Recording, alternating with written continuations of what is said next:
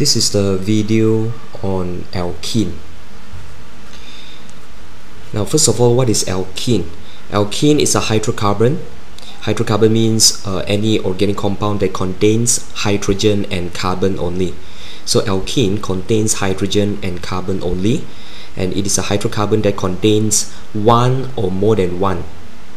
That means one or more carbon-carbon double bond. Now take note that the double bond must be between carbon and carbon atoms. It cannot be between carbon and oxygen or other elements. Alkene is an unsaturated hydrocarbon.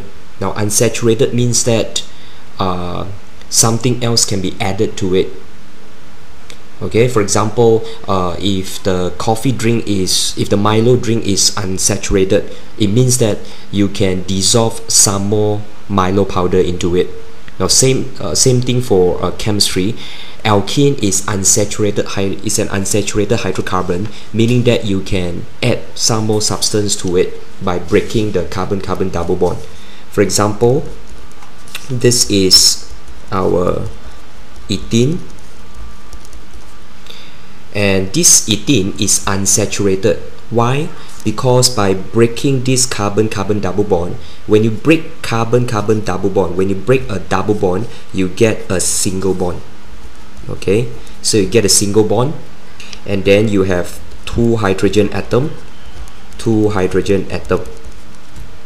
However, this compound doesn't exist, because remember, carbon, the electronic configuration is 2,4, meaning that this carbon atom is short of 4 electrons. 2,4 means it's short of 4 in order to become 2,8. Okay, carbon atom needs to have 8 valence electron in order for it to be stable. Okay, so that means it is short of 4 valence electron. 2,4 means short of 4 valence electron.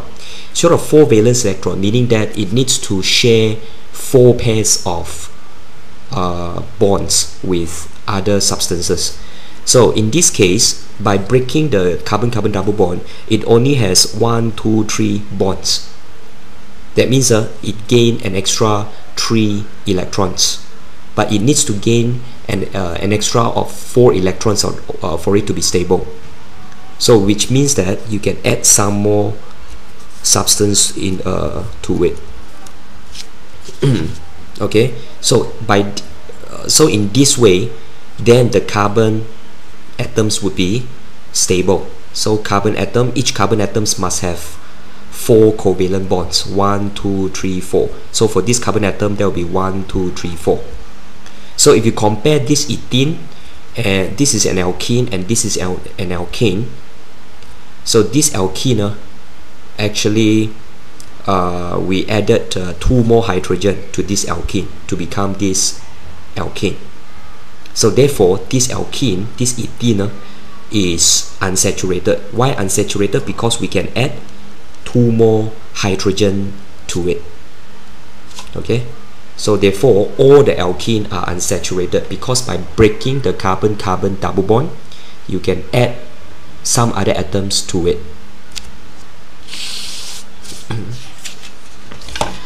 Okay, alkene, the structure is, structurally, its functional group, carbon-carbon double bond. The general formula, this one you have to remember, CnH2n. So where n is a whole number, so n can be 1, can be 2, can be 3, can be 4. It must be a whole number. It cannot be a 0 in this case. Okay, structural formula, an example of alkene is ethene. Structural formula will be like this. Okay, ethene means ETH means there are 2 carbon atoms. Okay, and 2 carbon atoms, that means your N is 2, C2. So your H will be 2 times 2, there will be 4. H will be 4. That's why ethene has 4 hydrogen atoms. 2 carbon atoms, 4 hydrogen atoms, and there must be a carbon-carbon double bond. Now the electronic structure basically refers to the dot and cross diagram. Okay, but the dot and cross diagram can also be represented by this. So when you are given this diagram, make sure you know what it means. So from this diagram, you can see that the carbon-carbon the two carbon atoms share 4 electrons. There are 4 crosses here, or 2 pairs of electrons. So the double bond basically means that 2 pairs of electrons or 4 electrons. So for the other single bond, this is a carbon hydrogen single bond. So one line basically means 2 electrons or 1 pair of electron. One line means 2 electrons or 1 pair of electron. 2 lines means 2 pairs of electron or 4 electrons. So this diagram and this diagram, they must correspond to each other. So for electronic structure, you can also draw dot and cross diagram. You can also draw this. So the carbon-carbon double bond consists of 2 pairs of electrons. Now, how about for its physical properties? This is the physical properties. So the first member of the alkene homologous series is ethene. There is no such thing as methane. Okay, alkene, for the alkene homologous series, the first member has 2 carbon atoms. It cannot have 1 carbon atom, because alkene means carbon-carbon double bond. It means carbon-carbon double bond, so it means that it must have at least 2 carbon atoms. Cannot have 1 carbon atom. That's why the first member of the alkene homologous series is ethene. It is not methane. There is no such thing as methane. Remember that. Okay, so ethene, propene, butene. So as you go down the homologous series, same thing, similar to alkane. As you go down the series, molecular size will increase. That means they'll become bigger and bigger. Of course, when you compare these two, propene is bigger. Okay, molecular size increases. Intermolecular forces will increase. That means the attraction between the molecules will increase. And when the attraction forces between the molecule increases, which means that you need more energy to overcome the forces in order to separate them. And because of that, the boiling point increases. So as you go down the homologous series, the boiling point increases. Now we look at cracking. Alkene, how do you get alkene? You get alkene from the petroleum or the crude oil. Petroleum or crude oil consists of mainly long chain alkanes. Alkene is rarely present in the petroleum or the crude oil, but you can get it from the petroleum or crude oil through a process called cracking. So when you crack the petroleum, which mainly consists of long chain alkanes, you get, what do you get when you crack the petroleum? You get short chain alkenes, and hydrogen. Okay, so cracking can produce all these 3. It can also produce only 1. It can also produce only alkenes, or only alkanes and hydrogen, or maybe no hydrogen at all. Okay, so cracking can produce any one or all or any 2 of these 3 products. Now, short chain alkenes mainly is used as a raw material for the petrochemical industry. For example, they are used as raw material for making detergent, for making plastic, for example. Short chain alkanes would be mainly for making petroleum. Okay, so this is the reaction. So this is actually the definition for cracking.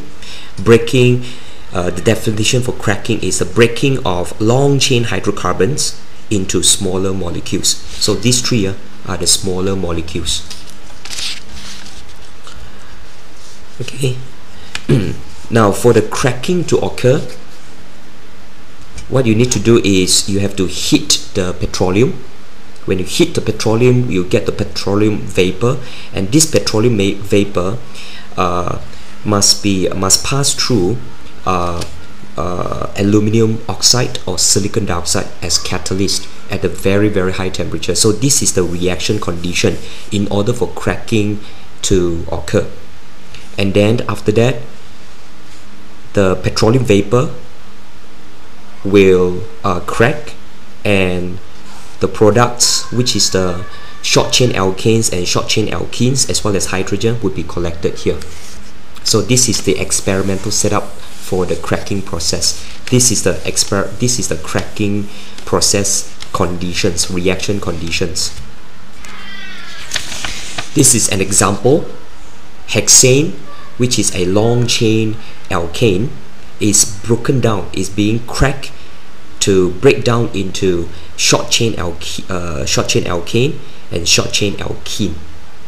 Okay, butane has only 4 carbons. Hexane has 6 carbon. So 6 carbon, long chain alkane, is being broken down or being cracked to produce short chain alkane and short chain alkene. This is an example of the cracking process.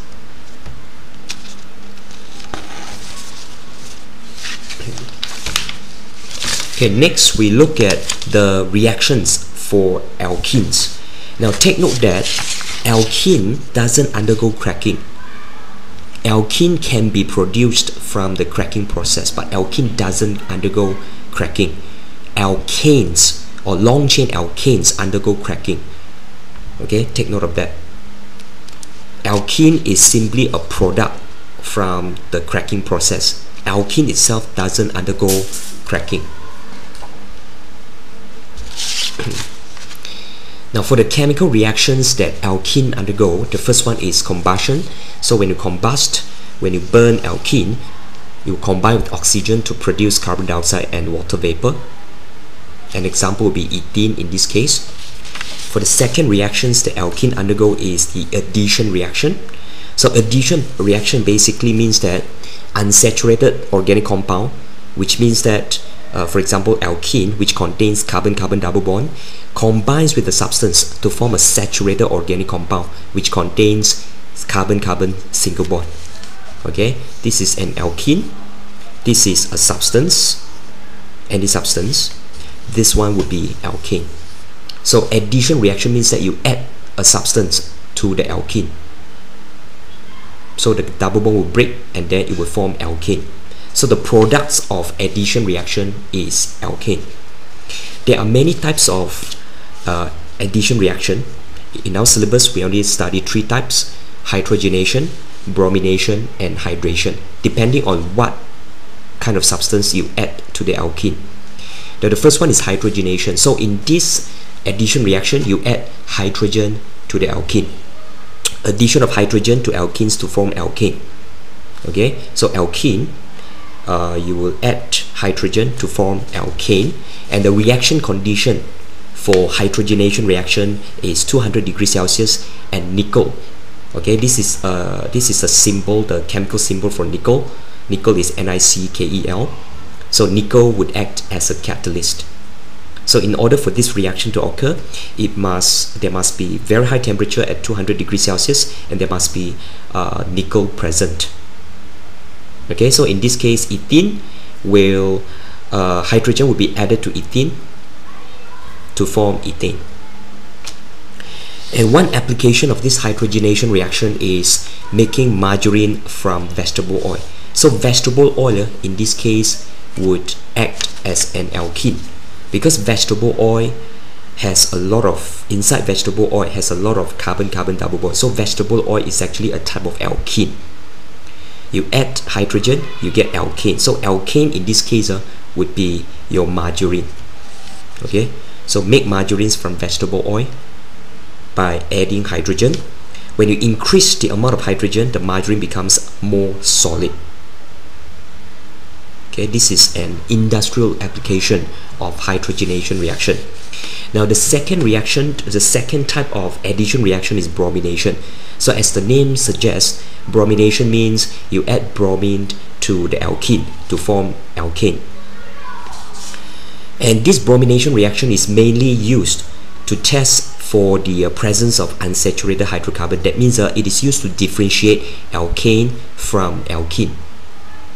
So for example, if you have 2 substances, X and Y, you don't know, for example, you have one substance, one unknown hydrocarbon X. You don't know whether it is an alkane or alkene. What you can do is you can add this X, this unknown hydrocarbon, to bromine. And then if the bromine water bromine water is reddish brown. If the bromine water is decolorized, that means this X, this unknown hydrocarbon, is an alkene. Okay, so for example, you have a substance, it could be an oil, okay, and the color can be any color. You don't know whether it is an alkene or not. What you can do is you can mix it, this unknown hydrocarbon, with a bromine solution, which is actually reddish brown. Okay, it's better to write reddish brown for bromine. And if the mixture is colorless, that means this yellow color substance, this oil, is an alkene. So oil plus bromine solution decolorized, so that means this oil is an alkene. If the product that if the mixture is still reddish brown, that means this oil is not an alkene. As simple as that.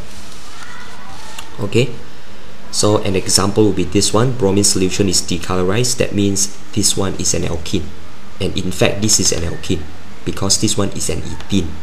So ethene plus bromine, you get this substance is a colorless substance. That means ethene is an alkene. And the third reaction of alkene, that alkene undergoes is hydration. So hydration, as the name suggests, hydrate means you add water. In this case is you add water in the form of steam, addition of steam to alkenes to form alcohol.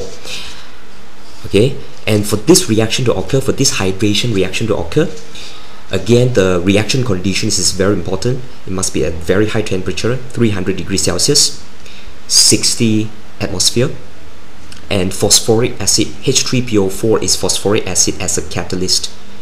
So when you subject alkene to, when you mix alkene with steam, or you pass steam through alkene at a very high temperature and pressure, and in the presence of phosphoric acid, you get alcohol.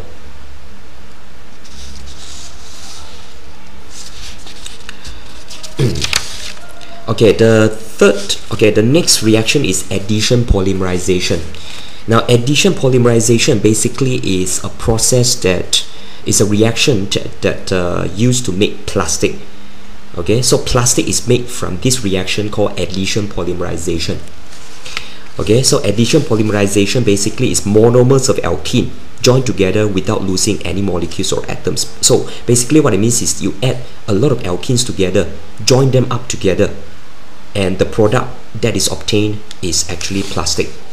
And in order to for this addition polymerization reaction to occur, you need very high temperature, 200 degrees Celsius, and very high pressure, 1000 atmosphere, and a catalyst. Okay, so the reaction sequence would be like this. For example, at the start you have a lot of ethene molecule. All this is ethene, a lot of ethene molecules. So these ethene molecules, they are also called monomers. And then after that, at a very high temperature and pressure, this double bond will break. When this double bond will break, they will join with each other. All these ethene monomer will join to each other to become like this. Now, this is actually the plastic, the structural formula of plastic. Okay, so plastic is also called polyethylene or polyethylene. This is a plastic, polyethylene or polyethylene. And in the structural formula of polyethylene or polyethylene, the pattern that repeats itself, this is called the repeating unit. Okay, this repeating unit is actually from each individual molecule of ethene, or from the ethene monomer. Okay, so these are the terms that you need to be clear. Ethene monomers means each individual ethene molecules, and then the repeating unit, which is the pattern in the polymer that repeat itself throughout the polymer. Okay, repeating unit and the monomers.